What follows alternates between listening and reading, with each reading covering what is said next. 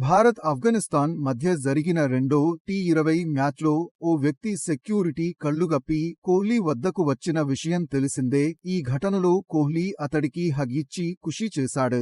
అంతేకాదు, నెమ్మదిగా తీసుకెళ్లండంటూ సిబ్బందికి సూచనలు చేశాడు. అయితే ప్రస్తుతం ఆ వ్యక్తికి సంబంధించిన ఓ వీడియో నెట్టింట వైరల్గా మారింది. కోహ్లీని కలిసేందుకు మైదానంలోకి వచ్చిన సదరు వ్యక్తిని పోలీసులు అరెస్టు చేసి తర్వాత వదిలిపెట్టారు. సోషల్ మీడియాలో ఫేమస్ అవ్వాలనే ఉద్దేశంతో ఆ ఫ్యాన్ ఈ చర్యకు పాల్పడ్డాడని పోలీసులు వివరణ ఇచ్చారు. అయితే అతను మాత్రం అనుకున్నది సాధించాడు.